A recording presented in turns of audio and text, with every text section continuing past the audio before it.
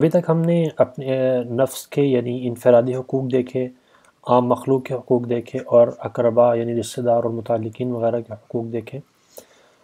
اس کے بعد اب ایک بڑی اہم بحث ہے جس کو ہم کہتے ہیں کہ الحب فی اللہ، الحب فی اللہ یعنی اللہ کے لیے محبت کرنا، اور البغض فی اللہ،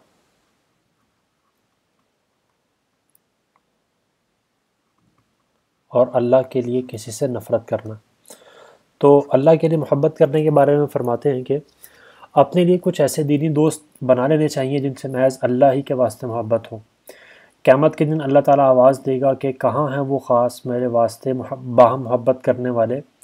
آج جب کہ میرے سائے کے سوا کہیں سایہ نہیں، میں ان کو اپنے سائے میں لوں گا۔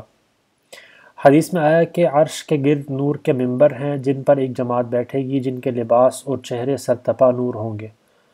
اور وہ لوگ نہ نبی ہیں نہ شہید مگر انبیاء و شہداء ان کی حالت پر رشک کریں گے۔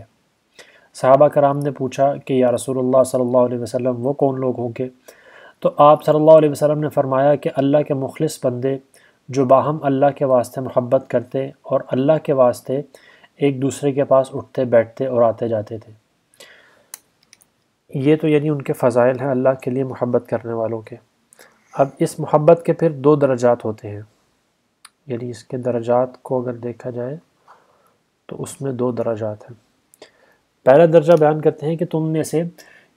تم کسی شخص سے اس بنا پر محبت کرتے ہو کہ دنیا میں تم کو اس کے ذریعے سے ایسی چیز حاصل ہے جو آخرت میں مفید ہے۔ مثلا شاگرد کو اپنے استاد کے ساتھ علم دین حاصل کرنے کے سبب محبت ہے، اور مرید کو اپنے مرشد سے راہ طریقت معلوم کرنے کی وجہ سے محبت ہے۔ بلکہ استاد کو اپنے شاگرد کے ساتھ جو محبت ہوتی ہے وہ بھی اس بنا پر ہوتی ہے کہ دین کا سلسلہ اس کی وجہ سے مدتوں تک میری طرف منسوب ہو کر جاری رہے گا، اور مجھ کو آخرت میں صدقہ جاریہ کے طور پر اس کا اجر ملتا رہے گا۔ اسی طرح اپنے خادم اور محسن کے ساتھ اسی نیت سے محبت ہوتی ہے کہ ان کی خدمت اور احسان کی وجہ سے فارغ البالی حاصل ہوتی ہے۔ یعنی کوئی شخص آ کے کسی جیسے عالم کی خدمت کرتا ہے تو اور عالم کو پھر اس کی وجہ سے اپنا دین کا کام کرنے کا وقت مل جاتا ہے، تو اس وجہ سے خادم سے محبت ہوتی ہے، اور وہ اطمینان کے ساتھ عبادات اور اطاعت کا وقت نصیب ہو جاتا ہے۔ بس یہ ساری اللہ ہی کے واسطے محبتیں ہیں، کیونکہ کوئی دنیاوی غرض اس محبت سے مقصود نہیں، لیکن پھر بھی چونکہ خاص اللہ کی ذات مطلوب نہیں، اس لیے اعلیٰ درجہ یہ ہے، یعنی پہلا درجہ تو انہوں نے یہ بیان کر دیا کہ اللہ کے لیے محبت ہے لیکن